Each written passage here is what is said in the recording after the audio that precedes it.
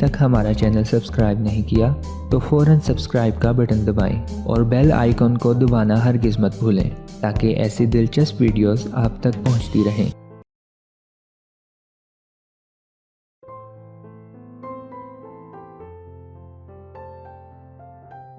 बादाम सेहत के लिए बहुत मुफीद हैं, जिसकी वजह इस गिरी में फाइबर, विटामिन ई और दीगर ग़िज़ाई अज्जा हैं। ये गिरी फाइबर, प्रोटीन और सेहत के लिए मुफीद चिकनाई के हसूल का अहम ज़रिया है, जबकि इसे खाने से विटामिन ई, मैग्नीशियम और दीगर मुतअद्दिद ग़िज़ाई अज्जा भी जिस्म को हासिल होते हैं। बादामों में मौजूद एंटीऑक्सीडेंट से मुतअद्दिद दायमी अमराज बशमूल अमराज़ क़ल्ब और शुगर टाइप 2 से भी तहफ़्फ़ुज़ मिलता है।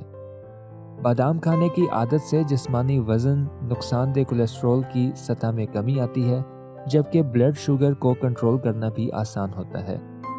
बेशतर अफराद के ख्याल में बादामों को पानी में भिगोकर खाना सेहत के लिए ज़्यादा फ़ायदेमंद होता है। दर हकीकत ऐसे अफराद की कमी नहीं जो रात भर बादामों को किसी बर्तन में भिगोकर रखते हैं और सुबह खा लेते हैं। बादाम भिगोकर खाने से जिस्म के लिए कुछ ग़िज़ाई अज्जा को जज़ब करना आसान हो जाता है, मगर इसके बगैर भी बादाम सेहत के लिए उतने ही मुफीद साबित होते हैं। बादामों की साख सख्त होती है, इस वजह से इस गिरी को हज़म करना बाज़ अफराद के लिए थोड़ा मुश्किल हो सकता है, मगर पानी में भिगोकर रखने से बादाम नरम हो जाते हैं और हमारे जिस्म के लिए इन्हें हज़म करना काफ़ी हद तक आसान हो जाता है। बादाम भिगोकर खाने से निज़ाम हाज़मा बेहतर परफॉर्म करता है। इसी तरह मखसूस ग़िज़ाई अज्जा के जज़ब होने की सलाहियत भी ज़्यादा बढ़ जाती है। बादामों को भिगोने से उन्हें चबाना आसान हो जाता है, जिससे ग़िज़ाई अज्जा के हसूल में मदद मिलती है। बादामों को भिगोकर खाने के बाद लोग इस गिरी को ज़्यादा अच्छी तरह चबाते हैं, जिससे ज़्यादा ग़िज़ाई अज्जा खारिज होकर जिस्म का हिस्सा बनते हैं।